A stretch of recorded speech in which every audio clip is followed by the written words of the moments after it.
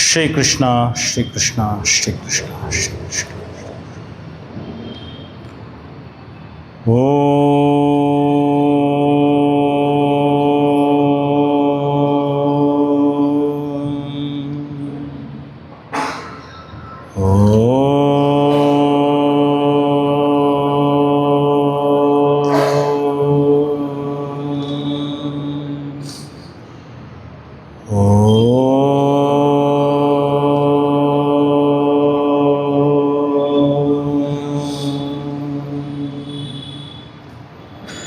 ಯೈರ್ಮೇ ಗುರುಭೇ ಪೂರ್ವಂ ಪದವಾಕ್ಯಪ್ರಮಾಣತಃ ವ್ಯಾಖ್ಯಾತ ಸರ್ವವೇದಾಂತಾಃ ತಾನಿತ್ಯಂ ಪ್ರಣತೋಸ್ಮ್ಯಹಂ.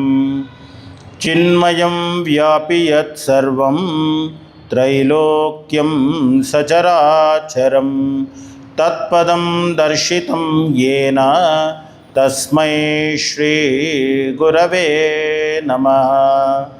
ಸಮಸ್ತಜನಕಲ್ಯಾಣೇ ನಿರತಂ ಕರುಣಾಮಯಂ ನಮಾಮಿ ಚಿನ್ಮಯಂ ದೇವಂ ಸದ್ಗುರುಂ ಬ್ರಹ್ಮವೇದ್ವರಂ. ಧ್ಯಾನಮೂಲಂ ಗುರೋರ್ಮೂರ್ತಿಃ ಪೂಜಾಮೂಲಂ ಗುರೋಃ ಪದಂ ಮಂತ್ರಮೂಲಂ ಗುರೋರ್ವಾಕ್ಯಂ ಮೋಕ್ಷಮೂಲಂ ಗುರೋಃ ಕೃಪಾ. ಮೋಕ್ಷಮೂಲಂ ಗುರೋಃ ಕೃಪಾ. ಭಗವದ್ಗೀತೆಯ 6ನೇ ಅಧ್ಯಾಯದಲ್ಲಿ ನಾವು 3 ಶ್ಲೋಕಗಳನ್ನು ನೋಡಿದ್ವಿ. ಸನ್ಯಾಸಿ ಅಂದ್ರೇ ಯೋಗಿ. ತದನಂತರ ಆ ಯೋಗಿಯನ್ನೇ ಯೋಗಾರೂಢ ಅಂತ ಕರೀತಾರೆ. ನಾವು ತಿಳಿದ ಹಾಗೆ ಮದುವೆ ಆಗದೇ ಇರುವಂತಹದ್ದು ಸನ್ಯಾಸವಲ್ಲ, ಏನೂ ಮಾಡದೇ ಇರುವಂತಹದ್ದು ಸನ್ಯಾಸವಲ್ಲ. ನಿರಗ್ನಿ ಸನ್ಯಾಸಿ ನಭವತಿ, ನಿರಗ್ನಿ ಯೋಗಿ ನಭವತಿ. ನಾನು ಏನೂ ಮಾಡಲ್ಲ, ಅಕ್ರಿಯ ಸನ್ಯಾಸಿ ನಭವತಿ, ಅಕ್ರಿಯ ಯೋಗಿ ನಭವತಿ. ಹೀಗಾಗಿ ಯಾರು ಸನ್ಯಾಸಿಯೋ ಅವನೇ ಯೋಗಿ. ಅವ ಏನು ಮಾಡ್ತಾನೆ? ಅವನು ಸಂಕಲ್ಪಗಳನ್ನು ಸನ್ಯಾಸ ಮಾಡಿರ್ತಾನೆ. ಯಾರು ಸಂಕಲ್ಪಗಳನ್ನು ಸನ್ಯಾಸ ಮಾಡಿರಲ್ವೋ ಅವನು ಯೋಗಿ ಅಥವಾ ಸನ್ಯಾಸಿ ಆಗಲಾರ. ಏನು ಸಂಕಲ್ಪಗಳು? ಭವಿಷ್ಯದ ಬಗ್ಗೆ ಆಲೋಚನೆ. ಆ ಭವಿಷ್ಯದ ಆಲೋಚನೆಗಳಿಗೆ ಹೆಸರು ಸಂಕಲ್ಪಗಳು. ಯಾವಾಗ ಒಂದು ಸಂಕಲ್ಪ ಮಾಡ್ತೀನೋ ತದನಂತರ ಮನಸ್ಸು ವಿಕಲ್ಪಗಳನ್ನು ಸೃಷ್ಟಿ ಮಾಡ್ತದೆ. ವಿಕಲ್ಪ ಅಂದ್ರೇನು? ಇನ್ನಷ್ಟು ಹೊಸ ಹೊಸ ಆಪ್ಷನ್ಸ್. ಹೀಗಾಗಿ ಅಸನ್ಯಸ್ತ ಸಂಕಲ್ಪ ಯೋಗಿ ನಭವತಿ. ಯಾರು ಸಂಕಲ್ಪಗಳನ್ನು ತ್ಯಜಿಸಿಲ್ಲವೋ, ನೋಡಿ ಕನ್ನಡದಲ್ಲಿ ಒಂದು ಶಬ್ದ ಏನು? ಈ ಪುಸ್ತಕವನ್ನು ಅವರಿಗೆ ಕೊಟ್ಟು ಬಿಟ್ಟು ಬಾ ಅಂತೇವೆ. ಎಷ್ಟು ಚೆನ್ನಾಗಿ ಹೇಳ್ತೀವಿ. ಈ ಪುಸ್ತಕವನ್ನು ಅವರಿಗೆ ಕೊಟ್ಟು ಬಿಟ್ಟು ಬಾ. ಕೊಡೋದು ಅಂದರೆ ಬಿಡೋದು ಅಂತ ಅರ್ಥ. ಕೊಡುವುದು ಅಂದರೆ ಬಿಡುವುದು ಅಂತ. ನ್ಯಾಸ ಅಂದರೆ ಬಿಡುವುದು ಅಥವಾ ಇಡುವುದು ಅಂತ. ಇಡುವುದು ಬಿಡುವುದು ಎರಡೂ ಒಂದೇ. ಶಿಲೆಯನ್ನು ಅಲ್ಲಿ ನ್ಯಾಸ ಮಾಡುವುದರ ಅರ್ಥ ಶಿಲೆಯನ್ನು ಅಲ್ಲಿ ಬಿಡುವುದು, ಶಿಲಾನ್ಯಾಸ. ಸನ್ಯಾಸ ಸಮ್ಯಕ್, ಒಳ್ಳೆಯ ರೀತಿಯಲ್ಲಿ ಸಂಪೂರ್ಣವಾಗಿ ಎಲ್ಲವನ್ನು ಇಡುವುದು ಅರ್ಥಾತ್ ಬಿಡುವುದು. ಯಾವುದನ್ನು ಬಿಡಬೇಕು? ಸಂಕಲ್ಪಗಳನ್ನು ಬಿಡಬೇಕು. ಆ ಸಂಕಲ್ಪಗಳನ್ನು ಯಾರು ಬಿಟ್ಟಿಲ್ಲವೋ ಅವನು ಯೋಗಿ ಆಗಲಾರ, ಸನ್ಯಾಸಿ ಆಗಲಾರ. ಇವಾಗ ಅದಕ್ಕೆ ಇನ್ನೊಂದು ಪರ್ಯಾಯ ಸಿನಾನಿಮ್ ಹೇಳ್ತಾರೆ, ಯೋಗಾರೂಢ. ಯೋಗಾರೂಢ ಏನು ಮಾಡ್ತಾನೆ? ನಿರಂತರವಾಗಿ ಅವನು ಎಲ್ಲ ಸಂಕಲ್ಪಗಳು ಅನ್ನುವಂಥದ್ದನ್ನು ಬಿಡ್ತಾ ಬಿಡ್ತಾ ಬಿಡ್ತಾ ಬರ್ತಾನೆ. ಆ ಬಿಡುವುದಕ್ಕೆ ಹೆಸರು ಶಮ. ಸಾಧಕನಿಗೆ ಏನು ಮಾಡಬೇಕು? ಕರ್ಮ ಮಾಡಬೇಕು.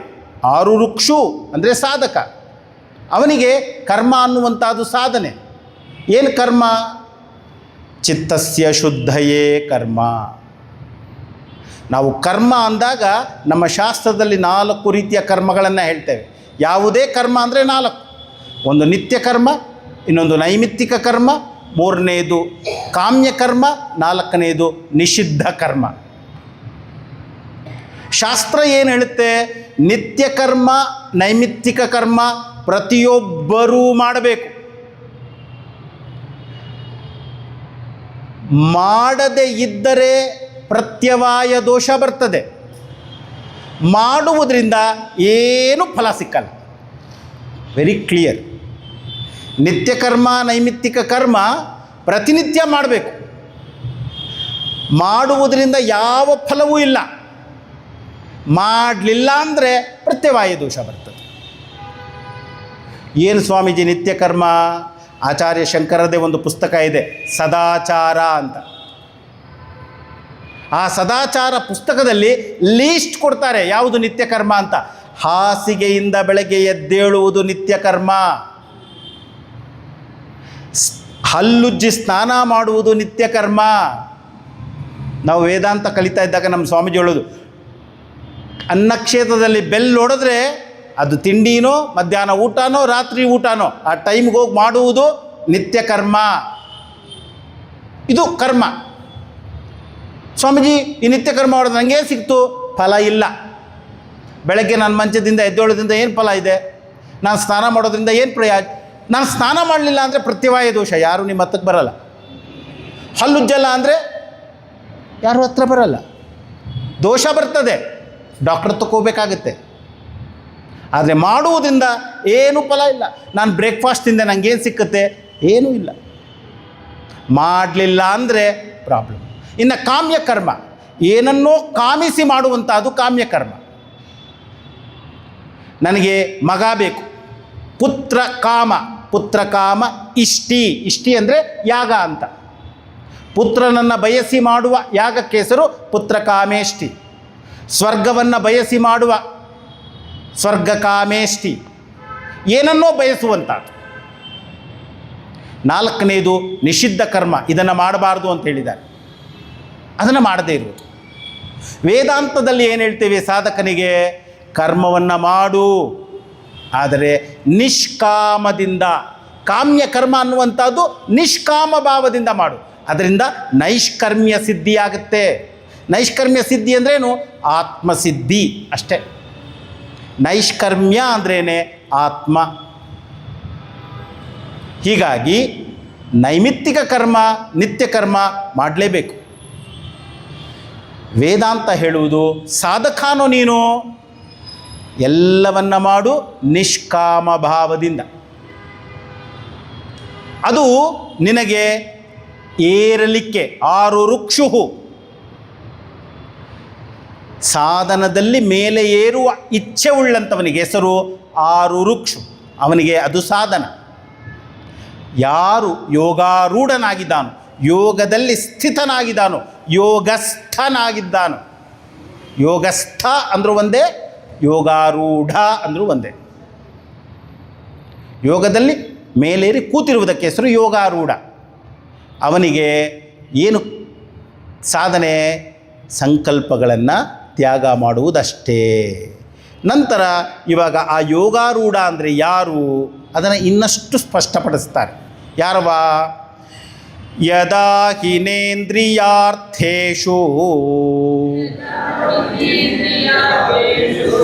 ನ ಕರ್ಮಸ್ವನುಷಜ್ಜತೆ ಸರ್ವಸಂಕಲ್ಪ ಸನ್ಯಾಸಿ ಯೋಗಾರೂಢಸ್ತದೋಚ್ಯತೆ.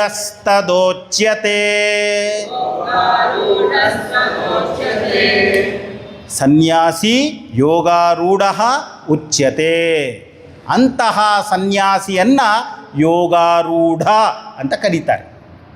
So therefore sannyasi is equal to yogi is equal to yogarudha. ಯಾರು? ಸರ್ವಸಂಕಲ್ಪ ಸನ್ಯಾಸಿ. ಎಲ್ಲ ಸಂಕಲ್ಪಗಳನ್ನು ಸನ್ಯಾಸ ಮಾಡಿರುವಂಥವನನ್ನು ಯೋಗಾರೂಢ ಅಂತ ಕರೀತಾರೆ. ಹೇಗೆ ಮಾಡಬೇಕವ? 2 ಕೆಲಸ ಮಾಡಬೇಕು.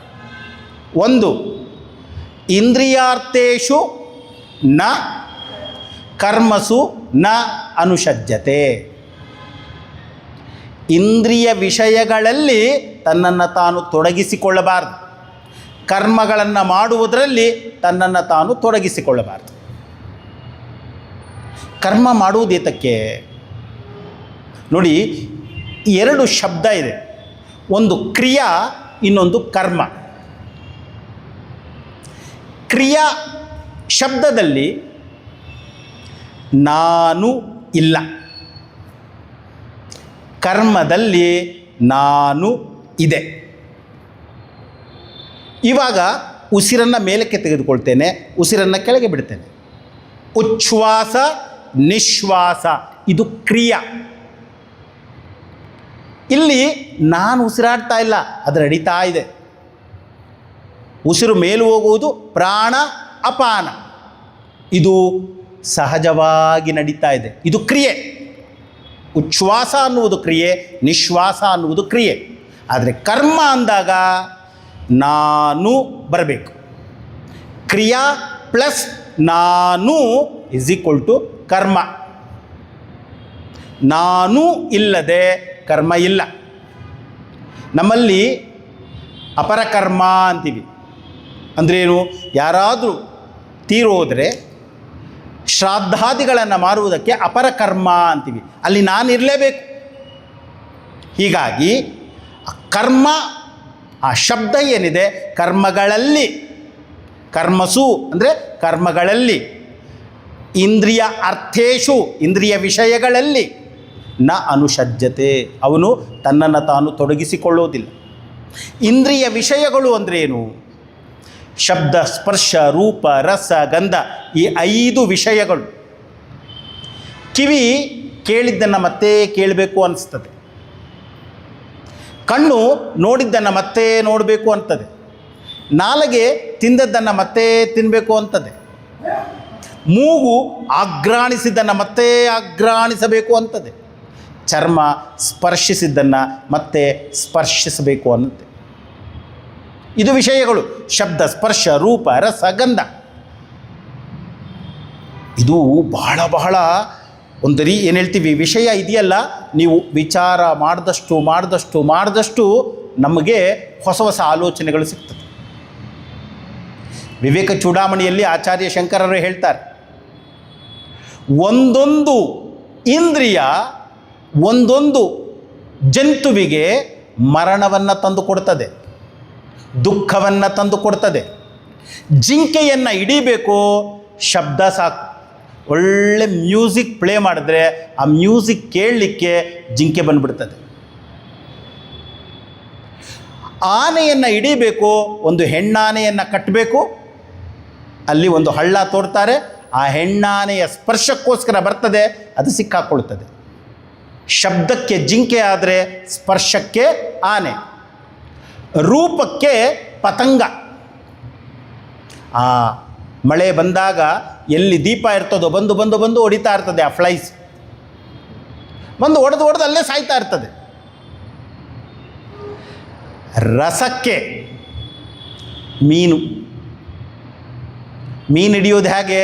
ಸಣ್ಣ ಮಾಂಸದ ತುಂಡು ಕೊಕ್ಕೆ ಹಾಕಿ ನೀರಲ್ಲಿ ಬಿಡ್ತಾರೆ, ಅದು ತಿನ್ನಲಿಕ್ಕೆ ಅಂತ ಹಿಡ್ಕೊಳ್ಳುತ್ತೆ, ಸಿಕ್ಕಾಕೊಳ್ತದೆ. ನಾಲಿಗೆಗೆ ಮೀನು. ಗಂಧಕ್ಕೆ ದುಂಬಿ ಏನು ಮಾಡ್ತದೆ? ಆ ರಸವನ್ನು ಹೀರಬೇಕು ಅಂತ ಹೋಗ್ತದೆ, ಆ ಹೂವು ಮುಚ್ಕೊಂಡ್ಬಿಡ್ತದೆ, ಹೋಗುತ್ತದೆ, ಸಾಯುತ್ತೆ. ಆಚಾರ್ಯ ಶಂಕರರು ಹೇಳ್ತಾರೆ, ಒಂದೊಂದು ಜಂತು ಒಂದೊಂದು ಇಂದ್ರಿಯದಿಂದ ದುಃಖವನ್ನು ಅನುಭವಿಸ್ತದೆ. ಈ ಮನುಷ್ಯನಲ್ಲಿ 5 ಇದೆಯಲ್ಲ, 5 ಇದೆ. ಹೀಗಾಗಿ ಆ ಇಂದ್ರಿಯ ವಿಷಯಗಳಲ್ಲಿ ಅವ ಸಿಕ್ಕಾಕೊಂಡಿದ್ದಾನೆ. ಯಾರು ಕಣ್ಣು ಬೇಕು ಅಂದದ್ದನ್ನು ಕೊಡದೆ, ನಾಲಿಗೆ ಬೇಕು ಅಂದದ್ದನ್ನು ಕೊಡದೆ ಇರ್ತಾನೋ ಅವನು ಯೋಗಾರೂಢ. ಯಾಕೆ? ಬೇಕು ಅನ್ನುವುದು ಸಂಕಲ್ಪ. ಸರ್ವ ಸಂಕಲ್ಪ ಸನ್ಯಾಸಿ. ಸರ್ವ ಸಂಕಲ್ಪಗಳನ್ನು ಯಾರು ತ್ಯಜಿಸ್ತಾನೋ ಅವನು ಯೋಗಾರೂಢ. ಇವಾಗ ಆ ಯೋಗಾರೂಢ ನಾನಾಗಬೇಕಾದ್ರೆ ಏನು ಮಾಡಬೇಕು? ಉದ್ಧರೇದಾತ್ಮನಾತ್ಮಾನಂ ನಾತ್ಮಾನಮವಸಾದಯೇತ್ ಆತ್ಮೈವ ಹ್ಯಾತ್ಮನೋ ಬಂಧುಃ ಆತ್ಮೈವ ರಿಪುರಾತ್ಮನಃ. ಈ ವರ್ಷ ಚಿನ್ಮಯ ಮಿಷನ್ ಅಮೃತ ಮಹೋತ್ಸವದ ವರ್ಷ, 75 ವರ್ಷ. ನಮ್ಮ ಪೂಜ್ಯ ಸ್ವಾಮೀಜಿ ಸ್ವರೂಪಾನಂದರು ಪ್ರಮುಖರು, ಚಿನ್ಮಯ ಮಿಷನ್ ಪ್ರಮುಖರು ಗೀತಾ ಪಂಚಾಮೃತ ಅಂತ 5 ಶ್ಲೋಕಗಳನ್ನು ಕೊಟ್ಟಿದ್ದಾರೆ. ಪ್ರತಿಯೊಬ್ಬರೂ, ಪ್ರತಿಯೊಂದು ಮನೆಯಲ್ಲಿ, ಪ್ರತಿಯೊಬ್ಬ ಹಿಂದುವು ಈ 5 ಗೀತಾ ಶ್ಲೋಕಗಳನ್ನು ಕಲಿಬೇಕು, ಅವನಿಗೆ ಕಂಠಸ್ಥವಾಗಬೇಕು, ಬೈ ಹಾರ್ಟ್ ಮಾಡಬೇಕು ಅಂತ. ಅದರಲ್ಲಿ ಮೊದಲನೆಯ ಶ್ಲೋಕನೇ ಇದು. ಇದೆ ಮೊದಲನೆಯ ಶ್ಲೋಕ. ಏನು ಹೇಳ್ತಾ ಇರೋದು? ನೀನು ಜ್ಞಾನಿಯಾಗಬೇಕು, ನೀನು ಯೋಗಾರೂಢನಾಗಬೇಕು, ನೀನು ಯೋಗಿ ಆಗಬೇಕು, ನೀನು ಸನ್ಯಾಸಿಯಾಗಬೇಕು. ನೋಡಿ, ಸನ್ಯಾಸಿ ಅಂದರೆ ಕಾವಿ ಬಟ್ಟೆ ಹಾಕ್ಕೊಂಡು ಹೋಗುವುದಲ್ಲ. ಯಾಕೆ? ಮೊದಲನೇ ಶ್ಲೋಕದಲ್ಲೇ ಹೇಳಿಬಿಟ್ಟಿದ್ದಾರೆ. ಸನ್ಯಾಸ ಅನ್ನುವುದು ಮನಸ್ಥಿತಿ, ಅದು ಮನಸ್ಸಿನ ಸ್ಥಿತಿ. ಬ್ರಹ್ಮಚಾರಿಯಾಗಿ ಸನ್ಯಾಸಿಯಾಗಿರಬಹುದು, ಗೃಹಸ್ಥನಾಗಿ ಸನ್ಯಾಸಿಯಾಗಿರಬಹುದು, ವಾನಪ್ರಸ್ಥನಾಗಿ ಸನ್ಯಾಸಿ ಅಂದರೆ ಜ್ಞಾನಿಯಾಗಿರಬಹುದು. ನಮ್ಮ ಮುಂದೆ ಹಲವಾರು ಜನ ಇದ್ದಾರೆ.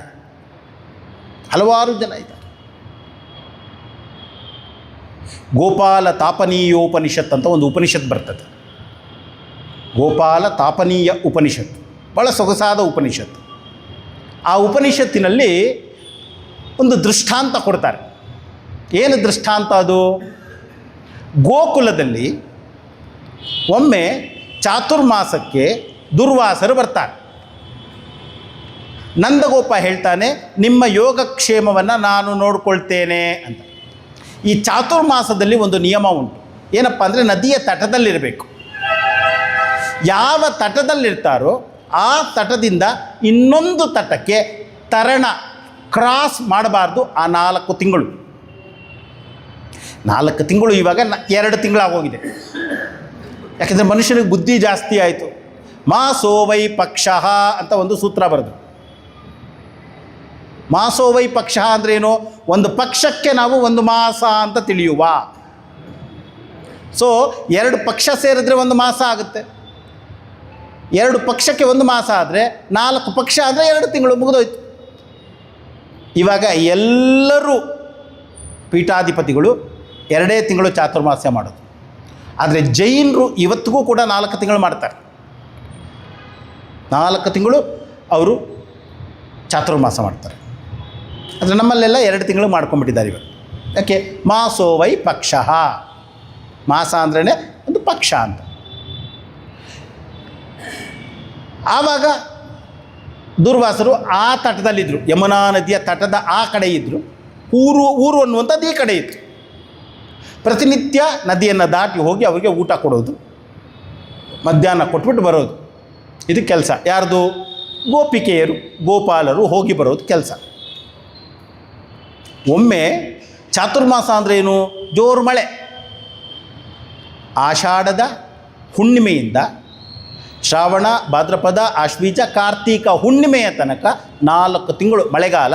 ಆದ್ದರಿಂದ ಸಾಧುಗಳು ಯಾರು ಸಂಚಾರ ಮಾಡಲ್ಲ. ಸೊ ಮಳೆ ಇರ್ತದೆ, ನದಿಯನ್ನು ದಾಟಬೇಕು, ತುಂಬ ಕಷ್ಟ. ಒಮ್ಮೆ ಯಮುನಾಗೆ ಇನ್ನೊಂದು ಹೆಸರು ಕಾಳಿಂದಿ. ಯಮನ ಟ್ವಿನ್ ಸಿಸ್ಟರ್ ಅವಳು. ಯಮ ಮತ್ತು ಯಮುನಾ ಇವರಿಬ್ಬರು ಟ್ವಿನ್ ಸಿಸ್ಟರ್ಸ್. ಆ ಯಮುನಾ ತುಂಬ ಉಕ್ಕಿ ಹರಿತಾ ಇದೆ, ಗೋಪಿಗೆಯರು ದಾಟಲಿಕ್ಕಾಗಲ್ಲ. ಆಗ ಅಲ್ಲೇ ಹಸು ಮೇಯಿಸ್ತಾ ಇದ್ದಂತಹ ಕೃಷ್ಣನನ್ನು ಬಂದು ಕೇಳ್ತಾರೆ, ಕೃಷ್ಣ, ನಾವು ದುರ್ವಾಸರಿಗೆ ಆಹಾರವನ್ನು ಕೊಡಬೇಕು, ದಾಟಲಿಕ್ಕಾಗಲ್ಲ, ಏನಾದರೂ ಉಪಾಯ ಹೇಳು ಅಂತ. ಕೃಷ್ಣ ಹೇಳ್ತಾನೆ, ಯಮುನೆ ಹತ್ರ ಹೋಗಿ ಕೈ ಮುಗೀರಿ, ಹೇಳಿ, ಹೇ ಯಮುನೆ, ಒಂದು ವೇಳೆ ಕೃಷ್ಣ ಒಮ್ಮೆನೂ ಸುಳ್ಳು ನುಡಿದಿಲ್ಲ ಅಂದರೆ, ಒಮ್ಮೆಯೂ ಏನನ್ನೂ ಕದ್ದಿಲ್ಲ ಅಂದರೆ ನಮಗೆ ದಾರಿ ಬಿಡು. ಉಪನಿಷತ್ತಲ್ಲಿ ಬರೋ ಮಾತಿದು.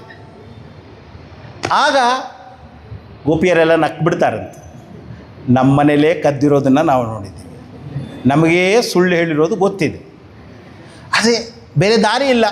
ಯಮುನೆ ಹತ್ರ ಪ್ರಾರ್ಥನೆ ಮಾಡ್ತಾರಂತೆ. ಯಮುನೆ ತಣ್ಣಗಾಗ್ತಾಳೆ, ಉಕ್ಕೇರ್ತಾ ಇದ್ದಂಥವಳು ಕೆಳಗೆ ಇಳಿತಾಳೆ, ಇವರು ದಾಟಿಬಿಡ್ತಾರೆ.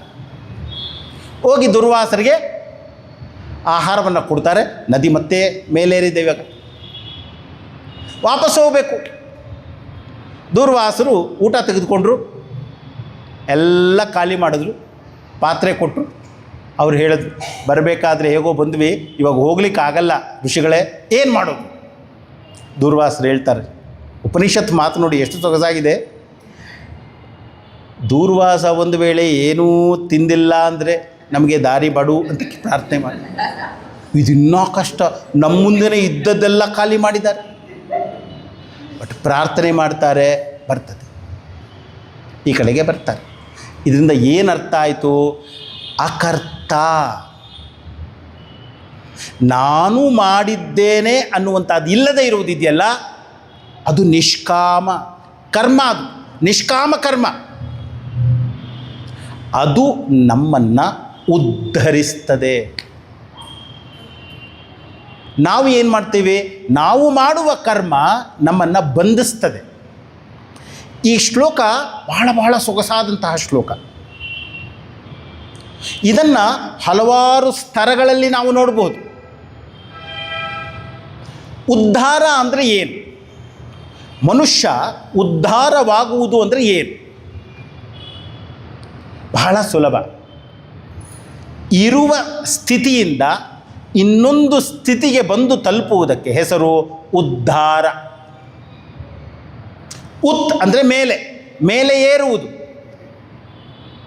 ಇರುವ ಸ್ಥಿತಿಯಿಂದ ಮೇಲಕ್ಕೆ ಏರಿ ಬರುವುದು. ಹೀಗಾಗಿಯೇ ನಮ್ಮಲ್ಲಿ ಓಂ ಅನ್ನುವ ಏನೊಂದು ನಾದ ಇದೆ, ಅದಕ್ಕೆ ಹಲವಾರು ಪರ್ಯಾಯ ಶಬ್ದಗಳಿದೆ. ಸಾಮವೇದದಲ್ಲಿ ಅದನ್ನು ಉದ್ಗೀತ ಅಂತ ಕರೀತಾರೆ, ಪ್ರಣವ ಅಂತ ಕರೀತಾರೆ. ಪ್ರಣವ ಅಂದರೆ ಏನು? ಪ್ರ ಅಂದರೆ ಪ್ರಕರ್ಷೇಣ, ನವ ಅಂದರೆ ದಾಟಿಸುವಂಥದ್ದು, ದೋಣಿಯ ಮುಖಾಂತರ.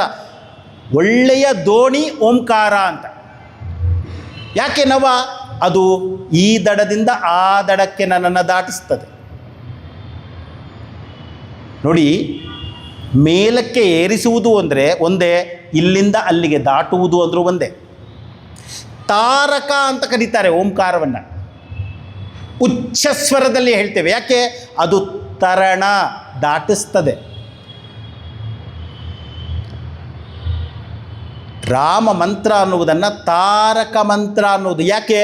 ಅದು ನನ್ನನ್ನು ದಾಟಿಸ್ತದೆ. ಇವಾಗ ಉದ್ಧರಿಸುವುದು ಅಂದರೆ ಏನು? ಬೃಹದಾರಣ್ಯಕೋಪನಿಷತ್ತಿನ ಮಾತು. ಅಸತ್ತಿನಿಂದ ಸತ್ತಿಗೆ ನನ್ನನ್ನು ಉದ್ಧರಿಸು, ತಮಸ್ಸಿನಿಂದ ಜ್ಯೋತಿಯತ್ತ ನನ್ನನ್ನು ಉದ್ಧರಿಸು, ಮೃತ್ಯುವಿನಿಂದ ಅಮೃತತ್ವಕ್ಕೆ ನನ್ನನ್ನು ಉದ್ಧರಿಸು. ಆಚಾರ್ಯ ಶಂಕರರು ಬೃಹದಾರಣ್ಯಕೋಪನಿಷತ್ತಿಗೆ ಭಾಷ್ಯವನ್ನು ಬರೀತಾ ಹೇಳ್ತಾರೆ, ಇಲ್ಲಿ ಮೂರು ಇದೆಯಲ್ಲ, ಇಲ್ಲಿ ಮೂರಿಲ್ಲ, ಇರುವುದು ಒಂದೇ. ಯಾವುದದು? ಅಸತೋಮ ಸದ್ಗಮಯ.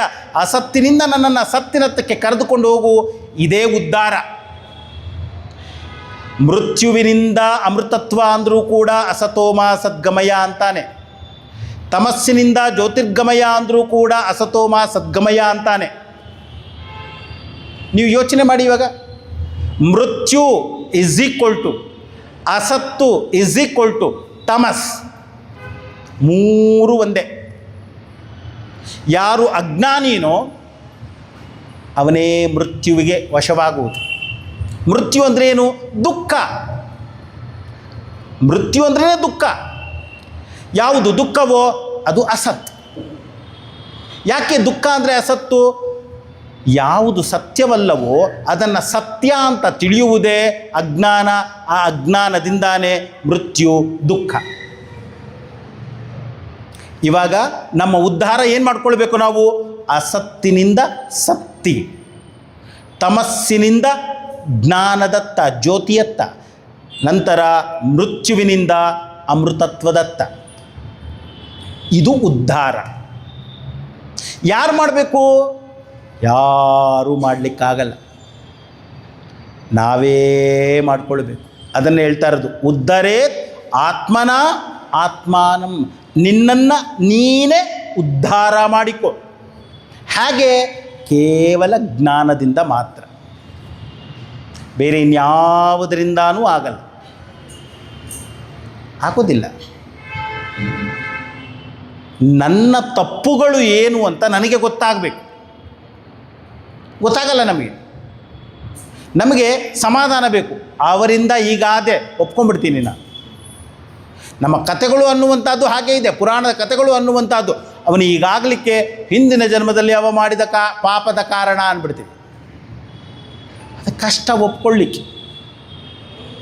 ಯೋಚನೆ ಮಾಡಿ, 3ನೇ ಅಧ್ಯಾಯದಲ್ಲಿ ಅರ್ಜುನ ಹೇಳ್ತಾನೆ, ಪ್ರಶ್ನೆ ಕೇಳ್ತಾನೆ ಕೃಷ್ಣನ, ಅತಕೇನ ಪ್ರಯುಕ್ತೋಯಂ ಪಾಪಂ ಚರತಿ ಪೂರುಷಃ ಅನಿಚ್ಛನ್ನಪಿ ವಾರ್ಷ್ಣೇಯ ಬಲಾದಿವ ನಿಯೋಜಿತ.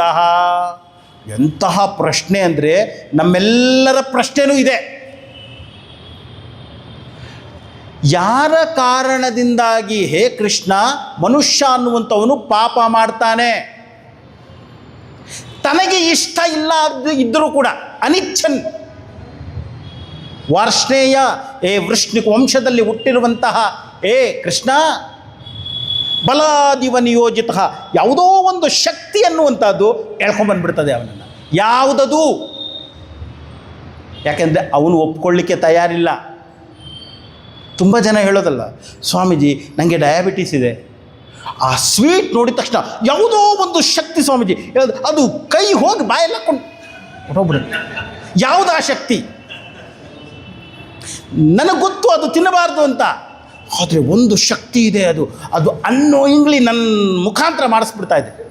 ಕೃಷ್ಣ ಸರಳವಾಗಿ ಹೇಳ್ತಾನೆ, ಕಾಮ ಏಷ ಕ್ರೋಧ ಏಷ. ಅದು ಹೊರಗಡೆದಲ್ಲ, ನಿನ್ನದೇ ಕಾಮ, ನಮ್ಮದೇ ಬಯಕೆ, ಬೇರೆ ಇನ್ನೇನಲ್ಲ. ಯೋಚನೆ ಮಾಡಿ, ಇವಾಗ ಯಾರು ನನ್ನ ಇಚ್ಛೆಗಳೇ ನನ್ನ ಶತ್ರುಗಳು. ಕಾಮ. ಆದ್ದರಿಂದ ನನ್ನನ್ನು ನಾನು ಗೆಲ್ಲಬೇಕು ಅಂದರೆ ನನ್ನ ಕಾಮವನ್ನು ನಾನು ಗೆಲ್ಲಬೇಕು. ಇಂದ್ರಿಯ ಅರ್ಥಗಳಿದೆಯಲ್ಲ, ನ ಅನುಷಜ್ಜತೆ, ಅಲ್ಲಿ ಹೋಗಬಾರ್ದು. ಆವಾಗ ಉದ್ಧರೇದಾತ್ಮನಾತ್ಮ. ನನ್ನನ್ನು ನಾನು ಯಾವತ್ತೂ ಕೀಳಾಗಿ ಕಾಣಬಾರ್ದು. ಯಾಕೆ? ಜಗತ್ತಿನ ಸೃಷ್ಟಿ ಅನ್ನುವಂಥದ್ದು ಹೇಗಿದೆ ಅಂದರೆ ಎಲ್ಲ ಇಂದ್ರಿಯಗಳು ಬಹಿರ್ಮುಖವಾಗೇ ಇರುವುದು. ಕಠೋಪನಿಷತ್ತಿನಲ್ಲಿ ಯಮ ನಚಿಕೇತನಿಗೆ ಹೇಳ್ತಾನೆ, ಪರಾಂಚಿಕಾನಿ ವ್ಯತೃಣಾತ್ ಸ್ವಯಂಭೂ ತಸ್ಮಾತ್ ಪರಾಂಗ್ ಪಶ್ಯತಿ ನಾಂತರಾತ್ಮನ್ ಕಶ್ಚಿದ್ದೀರಃ ಪ್ರತ್ಯಗಾತ್ಮಾನಮೈಕ್ಷತ್ ಆವೃತ್ತ ಚಕ್ಷು ಅಮೃತತ್ವಮಿಚ್ಚನ್. ಸೃಷ್ಟಿಕರ್ತನಾದಂತಹ ಬ್ರಹ್ಮ ಜಗತ್ತನ್ನು ಸೃಷ್ಟಿ ಮಾಡಿದಾಗ ಎಲ್ಲ ಇಂದ್ರಿಯಗಳನ್ನು ಹೊರಗಡೆ ಬಿಟ್ಬಿಟ್ನಂತೆ. ಕಣ್ಣು ಹೊರಗಡೆ ನೋಡ್ತದೆ, ಕಿವಿ ಹೊರಗಡೆ ಇದನ್ನು ಕೇಳ್ತದೆ, ನಾಲಿಗೆ ಹೊರಗಡೆ ಇದನ್ನು ತಿಂತದೆ, ಮೂಗು ಹೊರಗಡೆ ಇದನ್ನು ಆಘ್ರಾಣಿಸ್ತದೆ, ಚರ್ಮ ಹೊರಗಡೆ ಇದನ್ನು ಸ್ಪರ್ಶಿಸ್ತದೆ. ತಸ್ಮಾತ್ ಪರಾಂಗ್ ಪಶ್ಯತಿ ನ ಅಂತರಾತ್ಮನ್. ಆದ್ದರಿಂದ ಪ್ರತಿಯೊಬ್ಬನೂ ಕೂಡ ಹೊರಗಡೆ ಹೋಗ್ತಾ ಇದ್ದಾನೆ, ಒಳಕ್ಕೆ ತಿರುಗ್ತಾ ಇಲ್ಲ. ಆದರೆ ಕಶ್ಚಿದ್ದೀರ, ಯಾರೋ ಒಬ್ಬ ಧೈರ್ಯವಂತ. ಆ ವೃತ್ತಚಕ್ಷು ಅಂದ್ರೇನು? ಹೊರಗೆ ಹೋಗುವ ವಿಷಯಗಳತ್ತ ಹೋಗುವಂತಹ ಇಂದ್ರಿಯಗಳನ್ನು ಮುಚ್ಚಿ ಅಮೃತತ್ವ ಮಿಚ್ಚನ್ ತನ್ನ ನಿಜ ಸ್ವರೂಪವನ್ನು ತನ್ನ ಉದ್ಧಾರ ಮಾಡಿಕೊಳ್ಬೇಕು ಅಂತ ಒಳಗಡೆಗೆ ತಿರುಗ್ತಾನೆ. ಆ ಒಳಗಡೆಗೆ ತಿರುಗುವುದೇನಿದೆಯಲ್ಲ ಅದು ಒಬ್ಬ ಸಾಧಕ. ಯಾರು? ಆರು ಋಕ್ಷು ಯೋಗಾರೂಢನಾಗಬೇಕು ಅನ್ನುವಂಥವನು, ಯೋಗಿಯಾಗಬೇಕಾದಂಥವನು, ಸನ್ಯಾಸಿಯಾಗಬೇಕಾದವನು ತನ್ನನ್ನು ತಾನು ತಿದ್ದುಕೊಳ್ತಾನೆ. ನನ್ನ ಶತ್ರು ಎಲ್ಲೋ ಹೊರಗಡೆ ಇಲ್ಲ, ನನ್ನ ಕಾಮವೇ ನನ್ನ ಶತ್ರು, ನನ್ನ ಕ್ರೋಧವೇ ನನ್ನ ಶತ್ರು. ಕಾಮ ಏಷ ಕ್ರೋಧ ಏಷ ರಜೋಗುಣ ಸಮುದ್ಭವ. ಅದು ಹೇಗಿದೆ? ತುಂಬ ಪವರ್ಫುಲ್. ಅದು ಅದೇ ನಿನ್ನ ವೈರಿ, ನೀನು ತಿಳ್ಕೊಳ್ಬೇಕು. ಹೀಗಾಗಿ ನಿನ್ನ ಅಧೋಗತಿಗೆ ಕಾರಣ ಬೇರೆಯವರಲ್ಲ, ನೀನೇ. ನಮ್ಮ ಸ್ವಾಮೀಜಿ ಯಾವಾಗಲೂ ಹೇಳೋರು, ರೆಫ್ಯೂಸ್ ಟು ಗೆಟ್ ಡಿಸ್ಟರ್ಬ್ಡ್. ನಾನು ಡಿಸ್ಟರ್ಬ್ ಆಗಲ್ಲ, ನಿರ್ಧಾರ ಮಾಡು. ಬಹಳ ಬಹಳ ಒಳ್ಳೆಯ ವಿಚಾರ ಇದು. ಸಾಮಾನ್ಯವಾಗಿ ಪ್ರವಚನ ಮಾಡ್ತಾ ಇರ್ತೀವಿ, ಯಾರ್ದೋ ಒಬ್ಬರದು ಮೊಬೈಲ್ ರಿಂಗ್ ಆಗುತ್ತೆ. ಮೊಬೈಲ್ ರಿಂಗ್ ಆಯಿತು ಅಂದಿದ ತಕ್ಷಣ ಡಿಸ್ಟರ್ಬ್ ಆಗೋಗ್ಬಿಡ್ತೀನಿ ನಾನು. ಇದು ನನ್ನ ವೀಕ್ನೆಸ್ಸು ಅಂತ ನಿಮ್ಗೆ ಗೊತ್ತಾಗೋದ್ರೆ, ಸ್ವಾಮೀಜಿ ಮೊಬೈಲ್ ರಿಂಗ್ ಆಗಿದ ತಕ್ಷಣ ಡಿಸ್ಟರ್ಬ್ ಆಗ್ತಾರೆ ಅಂತ ನಿಮಗೆ ಗೊತ್ತಾದರೆ ಮನೇಲಿ ಹೇಳ್ಬಿಟ್ಟು ಬರ್ತೀರ ಕರೆಕ್ಟಾಗಿ 7:20 ರಿಂಗ್ ಕೊಡು, ಸ್ವಾಮೀಜಿ ಡಿಸ್ಟರ್ಬ್ ಆಗ್ತದೆ, ನೋಡೋಕೆ ಮಜಾ ಇರ್ತದೆ. ಯಾಕೆ? You know my weakness. ನಾನು ಹೇಳ್ತೀನಿ, ನೀವು ಎಷ್ಟೇ ಜೋರಾಗಿ ಮೊಬೈಲ್ ರಿಂಗ್ ಆಗಲಿ, ನಾನು ಇನ್ನೂ ಜೋರಾಗಿ ಮಾತನಾಡ್ತೀನಿ, ನಾನು ಡಿಸ್ಟರ್ಬ್ ಆಗಲ್ಲ. ನಾನು I refuse to get disturb. ಯೋಚನೆ ಮಾಡಿ. ನಮ್ಮ ಆಚಾರ್ಯಜಿ ನಾವು ಕಲಿತಾ ಇರಬೇಕಾದ್ರೆ ಒಂದೊಂದು ಪಾಠ ಹೇಳ್ಕೊಟ್ಟಿದ್ದು. ಪ್ರತಿ ಕ್ಲಾಸ್ಗೂ ಜಾಗ ಚೇಂಜ್ ಮಾಡಬೇಕು. ಯಾಕೆ? ಜಾಗಕ್ಕೆ ಅಂಟ್ಕೊಳ್ತೀನಿ ನಾನು. ಪ್ರತಿ ಕ್ಲಾಸು ಜಾಗ ಚೇಂಜ್ ಮಾಡು. ನಾಳೆ ನೀವು ಕೂತಿರೋ 3 ದಿನ ನೀವು ಒಂದು ಜಾಗದಲ್ಲಿ ಕೂತ್ಕೊಳ್ತೀರ, 4 ದಿನದಿಂದ ಇನ್ನೊಬ್ರು ಯಾರಾದರೂ ಬಂದು ಕೂತ್ಕೊಂಡ್ಬಿಟ್ರೆ ಅವತ್ತು ಸ್ವಾಮೀಜಿ ಏನು ಹೇಳ್ತಾರೆ ಏನು ತಲೆಗೆ ಹೋಗಲ್ಲ. ಯಾಕೆ? ಅವ್ರು ಯಾಕೆ ಇಲ್ಲಿ ಕೂತಿದ್ದಾರೆ? ಸೊ ನೀನೇ ಚೇಂಜ್ ಮಾಡಿಬಿಡು, ಪ್ರಾಬ್ಲಮ್ಮೇ ಇಲ್ಲ. ನಾನು ಡಿಸ್ಟರ್ಬ್ ಆಗಲ್ಲ, ಅದು ಮುಖ್ಯ. ಯೋಚನೆ ಮಾಡಿ. ಈ ಪ್ರಾಕ್ಟಿಕಲ್ ಅನ್ನುವಂಥದ್ದು ಇದು ನಮ್ಮನ್ನು ನಾವು ಉದ್ಧಾರ ಮಾಡಿಕೊಳ್ಳಿರುವಂತಹ ದಾರಿ, ಬೇರೆ ದಾರಿನೇ ಇಲ್ಲ. ನಾನು ಮಲ್ಕೊಳ್ಳೋದು ಚಾಪೆ ಮೇಲೆ, ಡೇ 1 ಚಾಪೆ ಮೇಲೆ ಮಲ್ಕೊಳ್ಳೋದು. ಯಾರ್ದಾದ್ರೂ ಮನೆಗೆ ಹೋಗಿ ಮಲ್ಕೊಳ್ಳಿಕ್ಕೆ ಹೋದರೆ ಒಂದು ಮಂಚ, ಒಂದು ಹಾಸಿಗೆ ಕೊಟ್ಟಿರ್ತಾರೆ, ಆರಾಮ್. ನನ್ನ ಲೆವೆಲ್ ನಾನು ಹಾಸಿಗೆ ಅಂತ ಇಟ್ಕೊಂಡ್ರೆ, ಯಾರಾದ್ರೂ ಮನೇಲಿ ಚಾಪೆ ಕೊಟ್ಟರೆ ನನಗೆ ರಾತ್ರಿ ನಿದ್ದೆ ಬರಲ್ಲ. ನನ್ನ ಲೆವೆಲ್ ಹಾಸಿಗೆ ಇದೆ, ಇವರು ಚಾಪೆ ಕೊಟ್ಬಿಟ್ರಲ್ಲ ನನಗೆ. ನಾನು ಚಾಪೆ ಇಟ್ಕೊಂಡಿದ್ದರಿಂದ ಚಾಪೆ ಪ್ರತಿಯೊಬ್ಬರು ಖಂಡಿತ ಯಾರಾದರೂ ಕೊಟ್ಟೇ ಕೊಡ್ತಾರೆ. ಯೋಚನೆ ಮಾಡಿ. ಈ ಜಗತ್ತನ್ನುವಂಥದ್ದು ನಿಮಗೆ ಗೊತ್ತಾಗಲ್ಲ. ಎಲ್ಲೆಲ್ಲೋ ಯಜ್ಞಗಳಿಗೆಲ್ಲ ಹೋಗ್ತಾ ಇರ್ತೀವಲ್ಲ. ಒಂದು ಊರಿಗೆ ಹೋಗಿದ್ದೀನಿ ಯಜ್ಞಕ್ಕೆ, ಆ ಜಾಗದಲ್ಲಿ ಉಳ್ಕೊಳ್ಳಿಕ್ಕೆ ಆಗಲ್ಲ. ಕಡೆಗೆ ಅವ್ರು ನಮ್ಮನೆಗೆ ಬನ್ನಿ ಅಂದರು, ಅವ್ರ ಮನೆಗೆ ಹೋದೆ. ಆ ಮನೆಯಲ್ಲಿ ಸೊಳ್ಳೆಗಳು ತುಂಬ ಇತ್ತು. ಆಲ್ ಔಟ್ ಕೊಡಿ ಅಂತ ಕೇಳಿದೆ, ಆಲ್ ಔಟ್ ಕೊಟ್ಟರು. ನನಗೊಂದು ಅಭ್ಯಾಸ, ನಾನು ಮಲ್ಕೋಬೇಕಾದ್ರೆ ಬಾಗಿಲು ಯಾವತ್ತೂ ಹಾಕಲ್ಲ, ಓಪನ್ನೇ ಇರ್ತದೆ. ಮಲ್ಕೊಂಡಿದ್ದೀನಿ, 2 ಗಂಟೆ ಅಷ್ಟೊತ್ತಿಗೆ ಎಲ್ಲ ಕಚ್ತಾ ಇದೆ. ತೆಗೆದು ನೋಡ್ತೀನಿ, ಆಲ್ ಔಟ್ ಎತ್ಕೊಂಡು ನೋಡ್ಬಿಟ್ಟಿದ್ದಾರೆ ವಾಪಸ್. ಏನು ಮಾಡಲಿಕ್ಕಾಗುತ್ತೆ? ನೆಕ್ಸ್ಟ್ ಡೇ ನಾನು ಸೊಳ್ಳೆ ಪರ್ದ ತರಿಸ್ಕೊಂಡು ಕಟ್ಕೊಂಡು ಮಲ್ಕೊಂಡೆ. ನಾನು ಗಲಾಟೆ ಮಾಡೋಕ್ಕಾಗಲ್ಲ. Refuse to get disturb, adjust ಮಾಡ್ಕೊಂಡಿರ್ಬೇಕಷ್ಟೇ. ಸೊ ಹೀಗಾಗಿ ನನ್ನ ಉದ್ಧಾರವನ್ನು ನಾನು ಮಾಡಿಕೊಳ್ಬೇಕು ಅಂದರೆ ಜ್ಞಾನ ಒಂದೇ ನನ್ನನ್ನು ಕಾಪಾಡುತ್ತೆ, ಬೇರೆ ಇನ್ಯಾವುದು ನನ್ನನ್ನು ಕಾಪಾಡಲ್ಲ. ಹೀಗಾಗಿ ಅಸತ್ತಿನಿಂದ ಸತ್ತಿನತ್ತ, ಅಜ್ಞಾನದಿಂದ ಜ್ಞಾನದತ್ತ, ತಮಸ್ಸಿನಿಂದ ಜ್ಞಾನದತ್ತ, ಜ್ಯೋತಿಯತ್ತ, ಮೃತ್ಯುವಿನಿಂದ ಅಮೃತತ್ವದತ್ತ ಉದ್ಧಾರ ಮಾಡಿಕೊಳ್ಳುವುದನ್ನು ಕಲ್ತ್ಕೊಳ್ಬೇಕು. ಆತ್ಮೈವ ಹ್ಯಾತ್ಮನೋ ಬಂಧು ಆತ್ಮೈವ ರಿಪುರಾತ್ಮನಃ.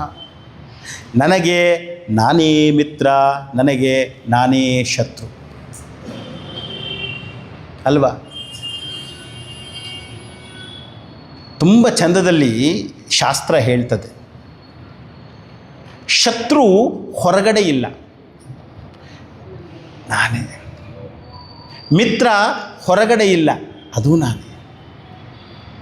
ನೋಡಿ, ಏನೋ ಒಂದು ಸಂಕಲ್ಪ ತಗೊಳ್ತೀರ, ಆ ಸಂಕಲ್ಪ ತೆಗೆದುಕೊಂಡು ಅದನ್ನು ಕಂಪ್ಲೀಟ್ ಮಾಡಿದ್ರೆ ಸಿಕ್ಕುವ ಆನಂದ ಇದೆಯಲ್ಲ, ಬೇರೆ ಇನ್ಯಾವುದೂ ಇಲ್ಲ ಅಲ್ಲಿ. ಆ ಆನಂದ ಅನ್ನುವಂಥದ್ದು ಇಂದ್ರನ ಸ್ವರ್ಗದ ಸುಖಕ್ಕಿಂತ ಹೆಚ್ಚಿನ ಆನಂದ. ಮನೀಷಾ ಪಂಚಕಮಲ್ಲಿ ಆಚಾರ್ಯ ಶಂಕರರು ಹೇಳ್ತಾರೆ, ಈ ಆನಂದ ಇದೆಯಲ್ಲ, ನಿನ್ನನ್ನು ನೀನು ಗೆದ್ದು ನಿನ್ನ ಸ್ವಸ್ವರೂಪದಲ್ಲಿ ನಿಲ್ಲುವುದಿದೆಯಲ್ಲ, ಅದು ಇಂದ್ರನ ಸ್ವರ್ಗದ ಆನಂದಕ್ಕಿಂತ ಹೆಚ್ಚು ಅಂತಾರೆ. ಆಲೋಚನೆ ಮಾಡಿ. ಇವಾಗ ಒಂದು ತುಳಸಿ ರಾಮಾಯಣ ಇದೆ, 30 ದಿನದಲ್ಲಿ ಪಾರಾಯಣ ಮಾಡ್ಬೋದು. ಆ 30 ದಿನದಲ್ಲಿ ಪಾರಾಯಣ ಮಾಡಿದ್ರೆ ಅದರ ಆನಂದನೇ ಬೇರೆ. 9 ದಿನದಲ್ಲಿ ಪಾರಾಯಣ ಮಾಡ್ಬೋದು, ಅದನ್ನು ಮುಗಿಸಿ ಅದರ ಆನಂದನೇ ಬೇರೆ. ನಿರ್ಧಾರ ಮಾಡಬೇಕಷ್ಟೆ. ನಾವೆಲ್ಲ ಕಲಿತಾ ಇದ್ದಾಗ ನಮ್ಮ ಆಚಾರ್ಯಜಿ ನಮ್ಗೆ ಹೇಳೋರು, ನಿಮ್ಮ ಮನಸ್ಸನ್ನು ನೀವು ಪರೀಕ್ಷೆ ಮಾಡಬೇಕಾದ್ರೆ ಒಂದು ವ್ರತ ಅಂತ ಏನಾದರೂ ತಗೊಳ್ಳಿ. 1 ತಿಂಗಳು ನಾನು ಸ್ವೀಟ್ ತಿನ್ನಲ್ಲ ಅಂತ ಮನಸ್ಸಿಗೆ ಹೇಳಿ. ಚಾತುರ್ಮಾಸ ಅನ್ನುವಂಥದ್ರಲ್ಲಿ ಇರೋದೇ ಹಾಗೆ, ಮನಸ್ಸನ್ನು ನಿಗ್ರಹಿಸುವುದಕ್ಕೋಸ್ಕರ. 1 ತಿಂಗಳು ಇದು ತಿನ್ನಲ್ಲ, ಮುಂದಿನ ತಿಂಗಳು ಇದು ಪ್ಲಸ್ ಇದು ತಿನ್ನಲ್ಲ, ಅದರ ಮುಂದಿನ ತಿಂಗಳು ಈ 3 ತಿನ್ನಲ್ಲ, ಹಾಲು ಮಿಲ್ಕ್ ಆ್ಯಂಡ್ ಮಿಲ್ಕ್ ಪ್ರಾಡಕ್ಟ್ಸ್ ತೊಗೊಳ್ಳಲ್ಲ, ನಂತರ ನಾನು ಈರುಳ್ಳಿ ಅನ್ನುವಂಥದ್ದು ತಿನ್ನಲ್ಲ, ಅದಾದಮೇಲೆ ಇನ್ನೊಂದು ಯಾವುದೋ ಒಂದು ತಿನ್ನಲ್ಲ, ಎಣ್ಣೆಯಿಂದ ಕರೆದಿರೋ ಪದಾರ್ಥ ತಿನ್ನಲ್ಲ. ಈ ರೀತಿ ನಾನು ಯೋಚನೆ ಮಾಡ್ತಾ ಮಾಡ್ತಾ ಹೋದ ಹಾಗೆ ನನ್ನ ಮೇಲೆ ನನಗೆ ಒಂದು ಆತ್ಮಬಲ ಬರ್ತದೆ. ಐ ಕ್ಯಾನ್ ಡೂ ಇಟ್ ಅಂತ.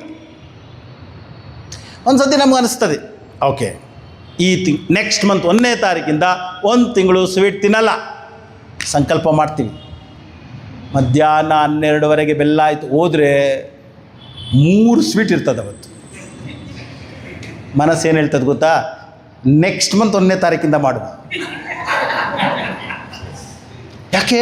ಮನಸ್ಸಿಗೆ ಯೋಚನೆ ಮಾಡ್ತದೆ, ಇದು ಮೇ ಅಲ್ವಾ, ಮೇ 8 ಗುರುದೇವ್ದು ಜಯಂತಿ ಬರ್ತದೆ, ಡೆಫಿನೆಟಾಗಿ ಅವತ್ತು ಅನ್ನುವಂಥದ್ದು ಸ್ವೀಟ್ ಇದ್ದೇ ಇರ್ತದೆ.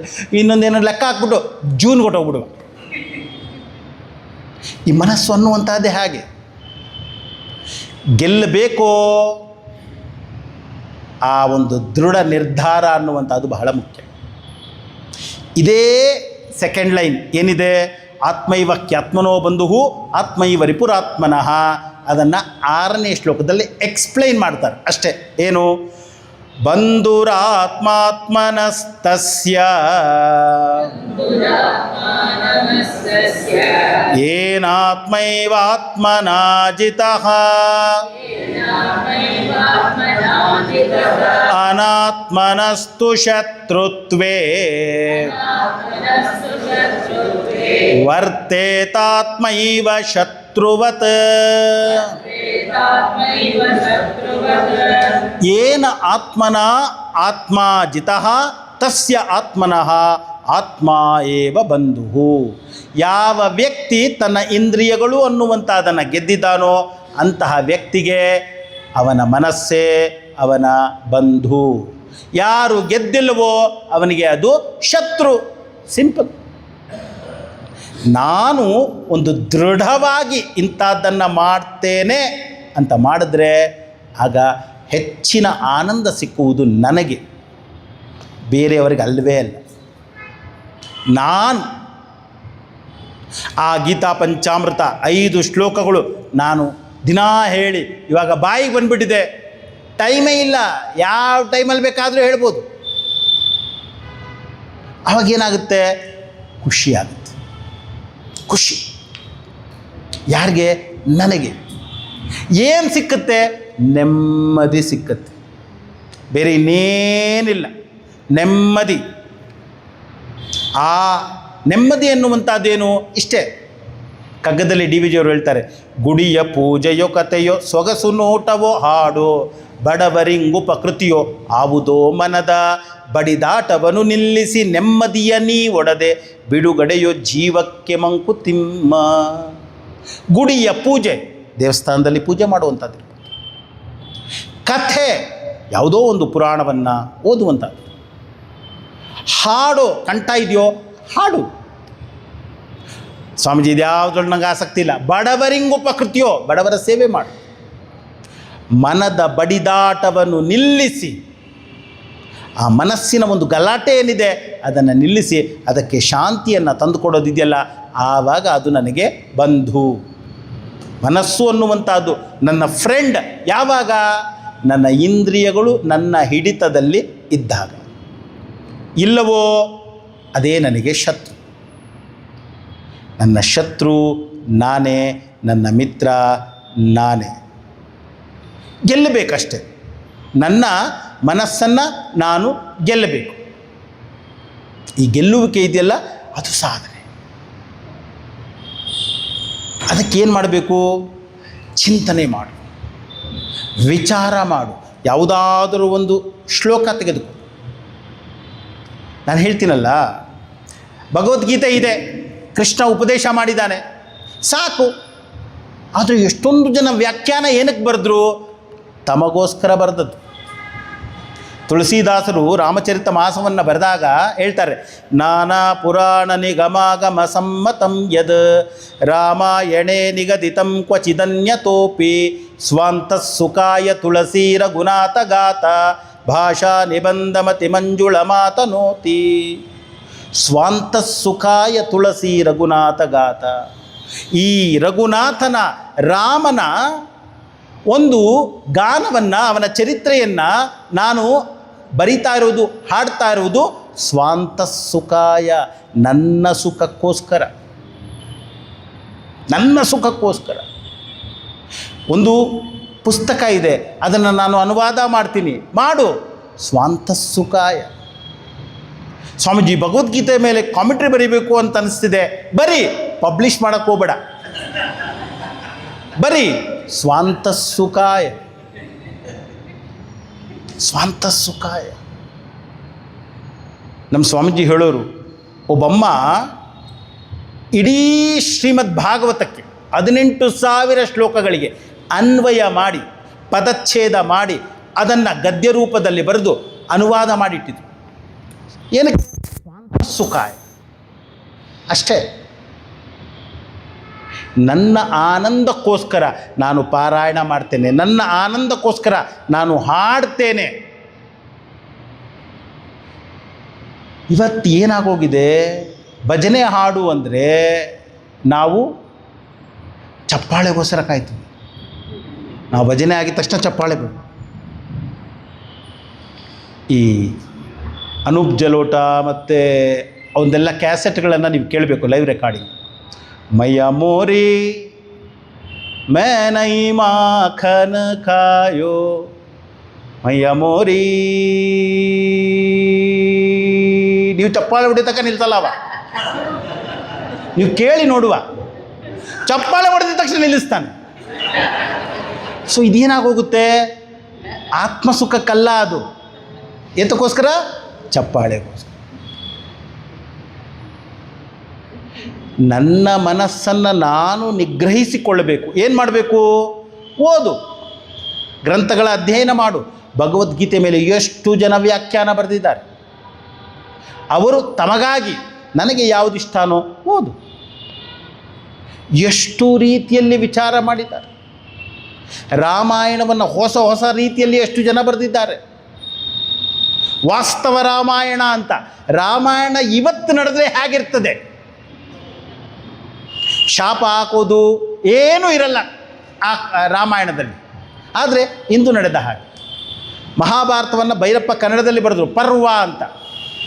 ಅಲ್ಲಿ ಯಾವ ಶಾಪನೂ ಇಲ್ಲ, ಯಾವ ಅವತಾರನೂ ಇಲ್ಲ. ಆದರೆ ಇವತ್ತು ನಡೆದರೆ ಹೇಗಿರ್ತದೆ? ಸತ್ಯಕಾಮ ಅಂತ ಕನ್ನಡದ ರೈಟರ್ ಇದ್ದಾರೆ. ನಾನು ಮತ್ತು ಕೃತಾತ್ಮಾನಂಜಿ ಪ್ರತಿ ರಾತ್ರಿ ಸುಮಾರು ತಿಂಗಳುಗಳಿಂದ ಓದ್ತಾ ಇದ್ದೀವಿ. 10 to 10:30 ನಮ್ಮ ಟೈಮ್ ಅದೇ. ಸುಮಾರು ಒಂದು 7 ಕಥೆಗಳನ್ನು ಓದಿದ್ದೀವಿ, ಕಾದಂಬರಿ ಟೈಪಲ್ಲಿ. ಏನು ಪುರಾಣಕ್ಕೆ ಸಂಬಂಧಪಟ್ಟಿದ್ದು. ಕಾಮನ ಬಿಲ್ಲು ಅಂತ ಇದೆ, ಸೂರ್ಯನ ಕತೆ. ಬೆಂಕಿಯ ಮಗಳು ಅಂತಿದೆ, ದ್ರೌಪದಿಯ ಕತೆ. ದ್ರೌಪದಿ ಸ್ವಗತದಲ್ಲಿ ಹೇಳ್ಕೊಂಡು ಹೋಗ್ತಾಳೆ ಅವಳ ಕಥೆಯನ್ನು. ಇವರು ಬರೆದಿದ್ದಾರೆ. ನಂತರ ವಿಪ್ರಯೋಗ ಅಂತ, ಶುಕ್ರಾಚಾರ್ಯ ಮತ್ತು ಬೃಹಸ್ಪತಿ ಇಬ್ಬರೂ ವಿಜ್ಞಾನಿಗಳು ಅನ್ನುವಂಥ ಅವ್ರದ್ದೊಂದು ಪ್ರಯೋಗಶಾಲೆ ಇರ್ತದೆ. ಇವ ಮೃತ ಸಂಜೀವಿನಿ ಅನ್ನುವಂಥದ್ದನ್ನು ಎಕ್ಸ್ಪರಿಮೆಂಟ್ ಮಾಡಿ ಕಲ್ತ್ಕೊಂಡ ಅಂತ. ಆ ಕಥೆಯನ್ನು ನಮ್ಮ ಮುಂದೆ ಪ್ರಸ್ತುತಪಡಿಸುವ ರೀತಿ. ರಾಜಬಲಿ ಅಂತ ಸೀತೆ ತನ್ನ ಕಥೆಯನ್ನು ಹೇಳ್ತಾಳೆ, ಹೇಗೆ ನಾನು ಬಲಿಪಶುವಾದೆ ಅಂತ. ರಾಜ ಕ್ರೀಡೆ ಕೃಷ್ಣ ಹೇಳ್ತಾನೆ ತನ್ನ ಕಥೆಯನ್ನು. ಆಹುತಿ ಅಂತ ಕರ್ಣನ ಕತೆ. ನಾಗರ ನಂಜು ಅಂತ, ಅದರಲ್ಲಿ ನಮ್ಮ ಪುರಾಣಗಳಲ್ಲಿ ಎಲ್ಲೆಲ್ಲಿ ಹಾವಿನ ಕತೆ ಬರ್ತದೆ. ಮಹಾಭಾರತದ ಆರಂಭದಲ್ಲಿ ರುರು ಮತ್ತು ಪ್ರಮದ್ವರೆ ಕತೆ ಬರ್ತದೆ.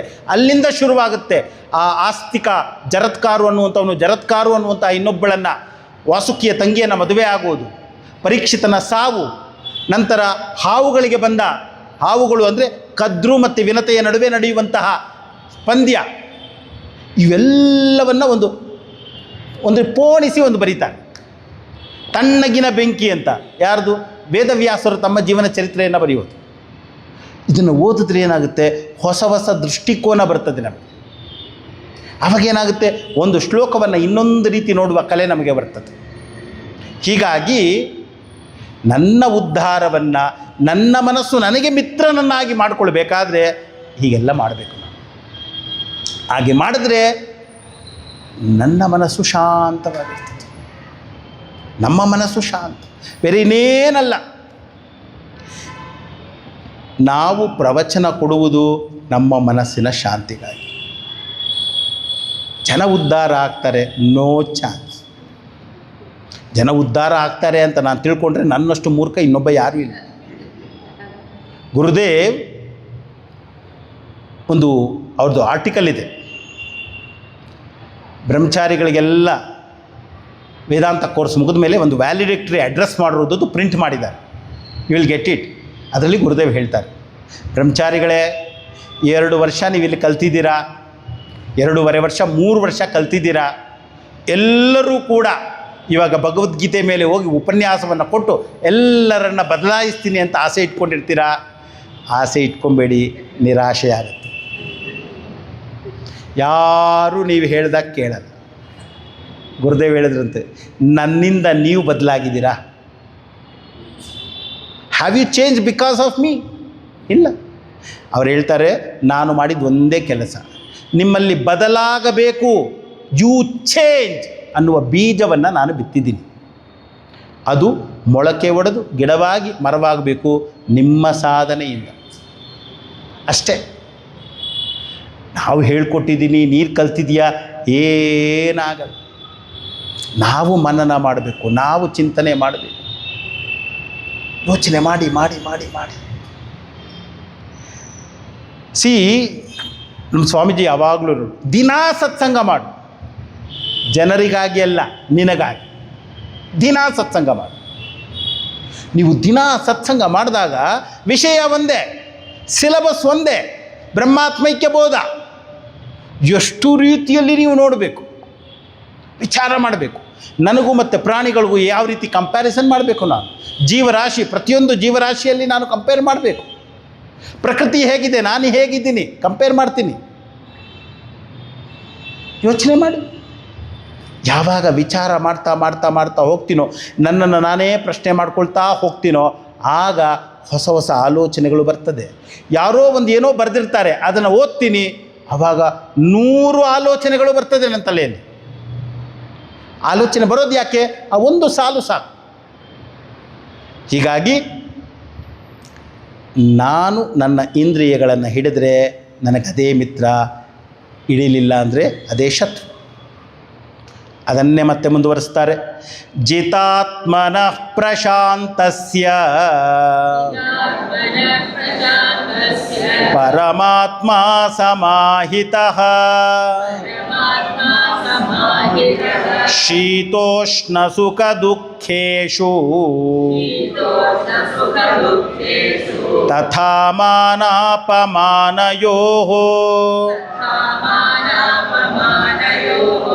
ಶೀತ ಉಷ್ಣ ಸುಖ ದುಃಖೇಶು ದ್ವಂದ್ವಗಳಲ್ಲಿ. ದ್ವಂದ್ವ ಅಂದರೆ ಪೇರ್ ಆಫ್ ಆಪೋಸಿಟ್ಸ್. ಸುಖ ದುಃಖ, ನೋವು ನಲಿವು, ನಂತರ ಶೀತ ಉಷ್ಣ, ಇವೆಲ್ಲಕ್ಕೂ ಪೇರ್ ಆಫ್ ಆಪೋಸಿಟ್ ದ್ವಂದ್ವ ಅಂತ ಶಬ್ದ. ಲಾಭ ನಷ್ಟ, ನಗು ಅಳು, ಸುಖ ದುಃಖ, ಇವೆಲ್ಲವೂ ಕೂಡ ಪೇರ್ ಆಫ್ ಆಪೋಸಿಟ್ಸ್. ಇವುಗಳಲ್ಲಿ ಮಾನ ಅಪಮಾನಯೋ, ಮಾನ ಮತ್ತು ಅವಮಾನ, ಸನ್ಮಾನ ಮಾಡ್ತಾರೆ, ಅವಮಾನ ಮಾಡ್ತಾರೆ. ಮಾನ ಅಂದ್ರೇ ಅಳೆಯೋದು ಅಂತ ಲೆಕ್ಕ. ನಿಮ್ಮನ್ನು ಅಳಿತಾರೆ, ಇದಕ್ಕೆ ಹೆಸರು ಮಾನ ಅಂತ. ಉಷ್ಣಮಾನ, ತಾಪಮಾನ, ಟೆಂಪ್ರೇಚರ್ ಎಷ್ಟು ಅಳೆಯೋದು, ಅದಕ್ಕೆ ತಾಪಮಾನ ಉಷ್ಣಮಾನ ಅಂತ ಹೆಸರು. ಆ ಮಾನ ಸತ್ ಅನ್ನುವಂತಹ ಉಪಸರ್ಗ ಸೇರಿದಾಗ ಸನ್ಮಾನ, ಅವ ಅನ್ನುವಂತಹ ಉಪಸರ್ಗ ಸೇರಿದಾಗ ಅವಮಾನ. ಅವ ಅಂದರೆ ಆಪೋಸಿಟ್. ಈ ಎಲ್ಲ ದ್ವಂದ್ವಗಳಲ್ಲಿ ಪ್ರಶಾಂತಸ್ಯ, ಯಾರು ಪ್ರಶಾಂತನಾಗಿದ್ದಾನೆ ಅಂದ್ರೇನು? ಹಿಗ್ಗದೆ ಕುಗ್ಗದೆ ಪ್ರಶಾಂತವಾಗಿ ಯಾರಿದ್ದಾನೋ, ಮನಸ್ಸು ಶಾಂತವಾಗಿ, ಹೊಗಳದಾಗ ಹಿಗ್ಗದೆ, ತೆಗಳಿದಾಗ ಕುಗ್ಗದೆ ಇರುವುದು ಪ್ರಶಾಂತತೆ. ಜಿತಾತ್ಮನಃ, ಇಂದ್ರಿಯಗಳನ್ನು ಗೆದ್ದಿರುವಂಥವನು, ತನ್ನನ್ನು ತಾನು ಗೆದ್ದಿರುವಂಥವನು. ಸಮಾಹಿತ, ಸಮಾಧಾನವಾಗಿರ್ತಾನೆ. ಅಂದರೆ ಏನು? ಜನ ಹೊಗಳಲಿ ತೆಗಳಲಿ, ನಮ್ಮ ಮುಂದೆ ಸುಖ ದುಃಖ ಬರಲಿ, ನೋಡು ಸುಮ್ಮನೆ ಇರಿ ಅಷ್ಟೇ. ಯಾಕೆ? ಹೊಗಳುವವರು ತೆಗಳುವವರು ಅವ್ರು ಮಾಡಿ ಹೋಗ್ತಾರಷ್ಟೇ, ಸಿಕ್ಕಾಕೊಳ್ಳೋದು ನಾವು ಅಲ್ವಾ? ನೀವೇ ಯೋಚನೆ ಮಾಡಿ. ಸ್ವಾಮೀಜಿ ನಮ್ಮ ಮೊಮ್ಮಗು ಇದೆಯಲ್ಲ, ನಿಮ್ಮ ಪ್ರವಚನಕ್ಕೆ ಬರಬೇಕು ಅಂದರೆ ಬಿಡೋದೇ ಇಲ್ಲ ಸ್ವಾಮೀಜಿ, ನಾನು ಬರ್ತೀನಿ. ಆ ಮಗು ಬಂದರೆ ಎಲ್ಲಿ ಅಳ್ತದಲ್ಲ, ಅದರಿಂದ ನಾನು ಬರ್ತಾ ಇಲ್ಲ, ಮಗುವಿನ ಜೊತೆಯಲ್ಲಿದ್ದೀನಿ. 3 ವರ್ಷ ಆದಮೇಲೆ ಮತ್ತೆ ಬರ್ತಾನೆ. ಯಾಕಮ್ಮ ಅಂದರೆ ಆ ಮೊಮ್ಮಗುನ ಹೇಳ್ತದೆ, ಸ್ವಾಮೀಜಿ ಹೋಗಿ ಚಿನ್ಮಯ ಮಿಷನ್ಗೆ ನೀನು ಯಾಕೆ ಇಲ್ಲಿದ್ಯಾ, ನಾನು ಟಿ ವಿ ನೋಡ್ತೀನಿ ಅನ್ನುತ್ತೆ. ಮಗು ನಿಮ್ಮನ್ನು ಬಿಡ್ತದೆ, ಆದರೆ ನೀವು ಬಿಡ್ಲಿಕ್ಕೆ ತಯಾರಿಲ್ಲ. ನೀವೇ ಯೋಚನೆ ಮಾಡಿ. ನಾವು ಯಾವುದನ್ನೋ ಹಿಡಿದುಕೊಂಡಿರ್ತೇವೆ, ನಾವು ಬಿಡಲಿಕ್ಕೆ ತಯಾರಿಲ್ಲ, ಅದೇ ನಮ್ಮಿಂದ ಬಿಟ್ಟು ಹೋಗುತ್ತೆ. ನಾವು ಹಾಗೇ ಇರ್ತೀವಿ. ಮಗುವಿಗೆ ಏನೂ ನೆನಪಿನಲ್ಲಿರಲ್ಲ. ನಮ್ಮ ಅಜ್ಜಿ ನನ್ನನ್ನು ಪೂರ್ತಿ ನೋಡ್ಕೊಂಡಿದ್ದಾಳೆ, ನಮ್ಮಮ್ಮ ನಮ್ಮನ್ನು ನೋಡಿಕೊಂಡೇ ಇಲ್ಲ, ಇದು ಯಾವುದು ನೆನಪಿನಲ್ಲಿರಲ್ಲ ಮಗುವಿಗೆ. ಆದರೆ ನಮ್ಮ ತಲೆಯಲ್ಲಿರ್ತದೆ. ಆದ್ದರಿಂದ ನಮಗೆ ದುಃಖ. ನಾನು ಅಷ್ಟು ಸೇವೆ ಮಾಡಿದ್ದೀನಿ, ಒಂದು ಚೂರು ಕೃತಜ್ಞತೆ ಇಲ್ಲ, ಅದಕ್ಕೇನು ನೆನಪಿರಲ್ಲ. ನಮಗೆ ಹಿಡ್ಕೊಂಡ್ಬಿಟ್ಟಿದ್ದೀವಿ ನಾವು, ನಾನು ಮಾಡಿದ್ದೇನೆ. ಹೀಗಾಗಿಯೇ ಜಿತಾತ್ಮನಃ, ನಿಷ್ಕಾಮ ಭಾವದಿಂದ ನಾನು ಮಾಡಿದ್ರೆ ಪ್ರಾಬ್ಲಮೇ ಇಲ್ಲ. ನಿಷ್ಕಾಮ ಭಾವ ಇರಬೇಕು. ಆಗ ಮಾನ ಅಪಮಾನದಲ್ಲಿ, ಶೀತ ಉಷ್ಣ ಲಾಭ ನಷ್ಟ ಸುಖ ದುಃಖದಲ್ಲಿ ನಾನು ಪ್ರಶಾಂತನಾಗಿರುವಂಥವನು. ಆ ನನ್ನ ಆತ್ಮ ಅನ್ನುವಂಥದ್ದು ಹೇಗಿರ್ತದೆ? ಸಮಾಹಿತವಾಗಿರ್ತದೆ. ಎಲ್ಲ ರೀತಿಯಲ್ಲೂ ಕೂಡ ಅದು ಬೇರೆ ಇನ್ನೇನನ್ನು ಬಯಸಲ್ಲ, ಯಾವಾಗಲೂ ಮನಃಶಾಂತಿ ಅನ್ನುವಂಥದ್ದನ್ನೇ ಬಯಸ್ತದೆ. ಹೀಗಾಗಿ ಏನು ಮಾಡಬೇಕು? ಜ್ಞಾನವೇ ಜ್ಞಾನ ತೃಪ್ತಾತ್ಮ ಕೂಟಸ್ಥೋ ವಿಜಿತೇಂದ್ರಿಯಃ ಯುಕ್ತ ಏತ್ಯುಚ್ಯತೆ ಯೋಗಿ ಸಮಲೋಷ್ಟಾಶ್ಮ ಕಾಂಚನಃ. ಇಲ್ಲಿ ಇನ್ನೊಂದು ಶಬ್ದ ಸೇರಿಸೋದು. ಸನ್ಯಾಸಿ ಅಂದರೂ ಒಂದೇ, ಯೋಗಿ ಅಂದರೂ ಒಂದೇ, ಯೋಗಾರೂಢ ಅಂದರೂ ಒಂದೇ, ಯುಕ್ತ ಅಂದರೂ ಕೂಡ ಒಂದೇ. ಯುಕ್ತ ಇತಿ ಉಚ್ಯತೆ ಯೋಗಿ. ಆ ಯೋಗಿಯನ್ನು ಯುಕ್ತ ಅಂತ ಕರೀತಾರೆ. ಯಾಕೆ ಯುಕ್ತ ಅಂತ ಕರೀತಾರೆ? ಅವನು ಸಮಲೋಷ್ಟಾಶ್ಮಕಾಂಚನ. ಅವನಿಗೆ ಕಲ್ಲು, ಮಣ್ಣು, ಬಂಗಾರ ಎಲ್ಲ ಒಂದೇ, ಎಲ್ಲವೂ ಕೂಡ ಅವನಿಗೆ ಒಂದೇ.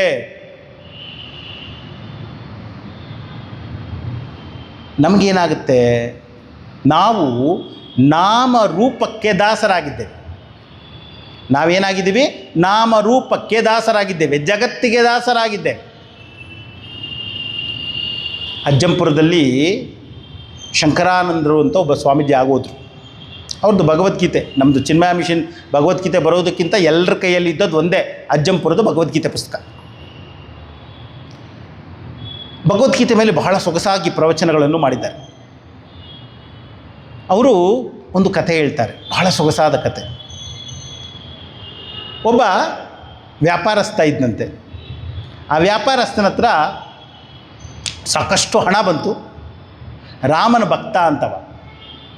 ರಾಮನ ಭಕ್ತ ಆದಮೇಲೆ ದುಡ್ಡು ಬಂತಲ್ಲ ಅಂತೇಳ್ಬಿಟ್ಟು ಆಗಿನ ಕಾಲದಲ್ಲಿ 1 kg ತೂಕ ಬರೋ ಬಂಗಾರದಿಂದ ಒಂದು ರಾಮ, ಒಂದು ಲಕ್ಷ್ಮಣ, ಒಂದು ಸೀತಾ, ಒಂದು ಹನುಮಂತ, ಒಂದು ಮಂಟಪ 5 kg ಬಂಗಾರದಲ್ಲಿ ಮಾಡಿಸಿದ್ನಂತೆ. ಮಾಡಿಸಿ ದಿನಾಗಲೂ ರಾಮನಿಗೆ ಪಂಚಾಮೃತ ಅಭಿಷೇಕ, ಇನ್ನು ಮಿಕ್ಕಿದವ್ರಿಗೆಲ್ಲ ಬರೀ ನೀರಿನ ಅಭಿಷೇಕ. ಯಾಕೆ? ರಾಮನ ಭಕ್ತ ಆಗಿದ್ದಾವ. ಹೀಗೇ ನಡೀತಾ ಇತ್ತಂತೆ. ಅವನು ಕಾಲದ ಜೊತೆಯಲ್ಲಿ ಸಾಗ್ತಾ ಸಾಗ್ತಾ, ಕಾಲ ಅನ್ನುವಂಥದ್ದು ಚಕ್ರ ಇದ್ದ ಹಾಗೆ, ಜೀವನ ಅನ್ನುವಂಥದ್ದು ಚಕ್ರವೇ, ಮೇಲಿದ್ದದ್ದು ಕೆಳಗೆ ಬರ್ತದೆ. ಕಾಲ ಅನ್ನುವಂಥದ್ದು ಚಕ್ರವೇ, ಮೇಲಿದ್ದು ಕೆಳಗೆ ಬರ್ತದೆ.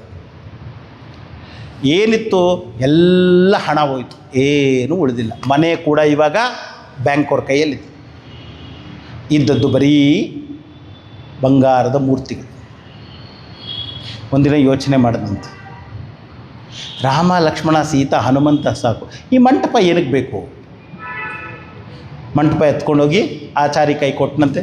ಅವ ತೂಕ ಹಾಕ್ದ, 1 kg ಇದೆ, ದುಡ್ಡು ಕೊಟ್ಟ, ಹೋಯ್ತು. ಎಲ್ಲ ಆ ದುಡ್ಡು ಬಂದಿದ ತಕ್ಷಣ ಬ್ಯಾಂಕ್ವ್ರು ಬಂದು ತಗೊಂಡೋದ್ರು. ಮತ್ತೆ ಯೋಚನೆ ಮಾಡ್ದೆ, ಏನು ಮಾಡೋದು? ರಾಮ, ಲಕ್ಷ್ಮಣ, ಸೀತಾ ಸಾಕಪ್ಪ, ಹನುಮಂತ ಏನಕ್ಕೆ ಬೇಕು? ಹನುಮಂತನ ತೆಗೆದುಕೊಂಡದ, ಆಚಾರಿ ಕೊಟ್ಟ, ಅವನು 1 kg ದುಡ್ಡು ಕೊಟ್ಟ, ಅದು ಬಂತು, ಹೀಗೋಯ್ತು. ನಂತರ ನೋಡ್ದ, ಗಂಡ ಹೆಂಡ್ತಿಯಪ್ಪ, ರಾಮ ಸೀತೆ, ಮತ್ತು ಈ ಲಕ್ಷ್ಮಣ ಏನಕ್ಕೆ ಬೇಕು? ಲಕ್ಷ್ಮಣನ ತಗೊಂಡಂತೆ ತೂಕ ಹಾಕ್ದ, 1 kg ಬಂತು, ಹೋಯ್ತು. ಆವಾಗ ಮನಸ್ಸು ಹೇಳ್ತು, ನಾನು ಯಾರು ಭಕ್ತ? ರಾಮನ ಭಕ್ತ. ಸೀತೆ ಕಟ್ಕೊಂಡು ನಂಗೇನಾಗಬೇಕು? ಸೀಕೆಯನ್ನು ತಗೊಂಡಂತೆ ಮಾರ್ದ, ಹೋಯ್ತು. ಇನ್ನು ಪರಿಸ್ಥಿತಿ ಬದಲಾಗಲಿಲ್ಲ. ಆವಾಗ ಮನಸ್ಸು, ದೇವರು ಹೊರಗಿಲ್ಲ ಕಣೋ, ದೇವರು ಇರೋದೆಲ್ಲಿ? ಒಳಗೆ. ಆ ರಾಮನ್ನ ತೆಗೆದುಕೊಂಡೋಗಿ ಆಚಾರಿ ಕೊಟ್ಟನಂತೆ. ಅವ ತೂಕ ಹಾಕ್ದ, 1 kg. ಇವನಿಗೆ ಕೋಪ ಬಂತು. ವ್ಯಾಪಾರಸ್ಥ ಹೇಳ್ತಾನಂತೆ, ಅಲ್ಲಪ್ಪ, ಮಂಟಪ ಕೊಟ್ಟೆ, ಹನುಮಂತನ ಕೊಟ್ಟೆ, ಲಕ್ಷ್ಮಣನ ಕೊಟ್ಟೆ, ಸೀತೆಯನ್ನು ಕೊಟ್ಟೆ, ನಾನೇನು ಕೇಳ್ತಾ ಇಲ್ಲ. ಇದು ರಾಮ, ನನ್ನ ಇಷ್ಟ ದೇವರು, ಪ್ರತಿನಿತ್ಯ ಪಂಚಾಮೃತ ಅಭಿಷೇಕ ಮಾಡಿದ್ದೀನಿ, ಹೆಚ್ಚಿಗೆ ಕೊಡು. ಆವಾಗ ಆ ಆಚಾರಿ ಹೇಳಿದ್ನಂತೆ, ಅಪ್ಪ, ನಾನು ಮಂಟಪವನ್ನು ನೋಡಲ್ಲ, ಹನುಮಂತನನ್ನು ನೋಡಲ್ಲ, ಲಕ್ಷ್ಮಣನನ್ನು ನೋಡಲ್ಲ, ಸೀತೆಯನ್ನು ನೋಡಲ್ಲ, ರಾಮನನ್ನು ನೋಡಲ್ಲ. ನಾನು ನೋಡೋದು ಬರೀ ಬಂಗಾರ ಮಾತ್ರ. ಮರಳುಮುನಿಯನ ಕಗ್ಗದಲ್ಲಿ DVG ಅವರು ಹೇಳ್ತಾರೆ, ಹುಟ್ಟದಿರುವನು ನೀನು, ಸಾಯದಿರುವನು ನೀನು, ಹುಟ್ಟು ಸಾವುಗಳಾಟ ಆಡುವನು ನೀನು, ಕೆಟ್ಟು ಒಳಿತುಗಳೆರಡು ಅಂಟದಿರ್ಪನು ನೀನು, ಒಟ್ಟು ವಿಶ್ವವೇ ನೀನು ಮರುಳ ಮುನಿಯ. ಆ ನೀನು ಕಿತ್ತಾಕಿ ನಾನು ಹಾಕ್ಕೊಳ್ಬೇಕು. ಹುಟ್ಟದಿರುವನು ನಾನು, ಸಾಯದಿರುವನು ನಾನು, ಹುಟ್ಟು ಸಾವುಗಳಾಟ ಆಡುವನು ನಾನು, ಕೆಟ್ಟು ಒಳಿತುಗಳೆರಡು ಅಂಟದಿರ್ಪನು ನಾನು, ಒಟ್ಟು ವಿಶ್ವವೇ ನಾನು ಮರುಳ ಮುನಿಯ. ಇವಾಗ ಆ ನಾನು ಬಂಗಾರ ಆಯಿತು ಅಂದ್ಕೊಳ್ಳಿ, ನೋಡುವ. ಬಂಗಾರ ಏನಾಯಿತು? ಹುಟ್ಟದಿರುವನು ನಾನು ಅಂತ ಇದೆ ಬಂಗಾರ. ಬಂಗಾರ ಹೇಳ್ತದೆ, ನಾನು ರಾಮನಾಗಿ ಹುಟ್ಟಲಿಲ್ಲ. ಆ ರಾಮನನ್ನು ಕರಗಿಸಿದಾಗ ರಾಮನಾಗಿ ನಾನು ಸಾಯಲಿಲ್ಲ, ಸಾಯದಿರುವನು ನಾನು. ಬಂಗಾರ ಹೇಳ್ತದೆ, ಹುಟ್ಟು ಸಾವುಗಳಾಟ ಆಡುವನು ನಾನು, ಒಮ್ಮೆ ರಾಮ ಆಗಿದ್ದೆ, ಒಮ್ಮೆ ಲಕ್ಷ್ಮಣ ಆಗಿದ್ದೆ, ಒಮ್ಮೆ ಮಂಟಪ ಆದೆ, ಒಮ್ಮೆ ಹನುಮಂತ ಆದೆ, ಇನ್ನೊಬ್ಬ ಯಾರೋ ಕಿರೀಟ ಮಾಡಿಕೊಂಡ, ಇನ್ನೊಬ್ಬ ಯಾರೋ ಪಾದಕೆ ಮಾಡಿಕೊಂಡ, ಇನ್ನೊಬ್ಬ ಯಾರೋ 10 ತಲೆಗಳ ರಾವಣ ಮಾಡ್ದ. ಕೆಟ್ಟು ಒಳಿತುಗಳೆರಡು ಅಂಟದಿರ್ಪನು ನಾನು. ಬಂಗಾರ ಹೇಳ್ತದೆ, ರಾವಣಾಸುರನನ್ನು ಮಾಡಿದ್ರೆ ನಾನು ಕೆಟ್ಟ ಬಂಗಾರ ಆಗಲಿಲ್ಲ, ರಾಮನನ್ನು ಮಾಡಿದಾಗ ನಾನು ಒಳ್ಳೆಯ ಬಂಗಾರ ಆಗಲಿಲ್ಲ. ನಾನು ಯಾವಾಗಲೂ ಬಂಗಾರವಾಗೇ ಇದ್ದೆ. ಇವಾಗ ಯೋಚನೆ ಮಾಡಿ, ನಾವು ಕೂಡ ವಾಸ್ತವದಲ್ಲಿ ನೋಡುವುದು ಬಂಗಾರವನ್ನೇ. ಇವಾಗ ನಾನು ನಿಮ್ಮ ಮುಂದೆ ಆಪ್ಷನ್ ಇಟ್ಟು 10 kg 10 ತಲೆಗಳ ರಾವಣ, 1 ಧನುರ್ಧರ ಕೋದಂಡ ರಾಮ, ಇದು 1 kg, ಇದು 10 kg, ಫ್ರೀ ಆಫರ್, ಯಾವುದು ಬೇಕು? ಎಲ್ಲರೂ ತಗೊಳ್ಳೋದು ರಾವಣನ. ನಮಗೂ ಗೊತ್ತಿದೆ, ಹೊಸದೇನು ಗೊತ್ತಿಲ್ಲ. ಆದ್ದರಿಂದ ನಾಮ ರೂಪ ಮಿಥ್ಯ ನಮಗೆ ಗೊತ್ತು. ಆದರೆ ಅತಕೇರ ಪ್ರಯುಕ್ತೋಯಂ ಬಲಾದಿವ ನಿಯೋಜಿತ, ಯಾವುದೋ ಒಂದು ಶಕ್ತಿ, ನನ್ನ ಕಾಮ ಕ್ರೋಧ ಅನ್ನುವಂಥದ್ದು ನನ್ನನ್ನು ಬಿಡ್ತಾ ಇಲ್ಲ. ಹೀಗಾಗಿ ಆ ಆಚಾರ್ಯ ದೃಷ್ಟಿ ನಮಗೆ ಬರಬೇಕು. ಏನು? ಸಮಲೋಷ್ಟಾಶ್ಮ ಕಾಂಚನ. ಅವನಿಗೆ ರಾಮ ಲಕ್ಷ್ಮಣ ಸೀತಾ ಮಂಟಪ ಅನ್ನುವಂಥದ್ದು ಕೇವಲ ಬಂಗಾರವೇ. ಒಳ್ಳೆಯದು ಕೆಟ್ಟದ್ದು ಅಂತ ಇಲ್ಲವೇ ಇಲ್ಲ. ಪಾದದಲ್ಲಿ ತುಳಿದು ಪಾದಕ್ಕೆ ಹಾಕ್ಕೊಂಡಿದ್ರೆ ಇದಕ್ಕೆ ರೇಟ್ ಕಡಿಮೆ ಇಲ್ಲ, ಕಿರೀಟಕ್ಕೆ ರೇಟ್ ಜಾಸ್ತಿ ಇಲ್ಲ. ಆ ಸಮತ್ವ ನಮ್ಮಲ್ಲಿ ಬರಬೇಕು. ನಾಳೆ ಮುಂದುವರಿಸುವ. ಓಂ ಸರ್ವೇ ಭವಂತು ಸುಖಿನಃ, ಸರ್ವೇ ಸಂತು ನಿರಾಮಯಾಃ, ಸರ್ವೇ ಭದ್ರಾಣಿ ಪಶ್ಯಂತು ಮಾ ಕಶ್ಚಿತ್ ದುಃಖ ಭಾಗ್ ಭವೇತ್. ಓಂ ಶಾಂತಿ ಶಾಂತಿ ಶಾಂತಿ. ಹರಿ ಓಂ. ಶ್ರೀ ಗುರುಭ್ಯೋ ನಮಃ. ಹರಿ ಓಂ.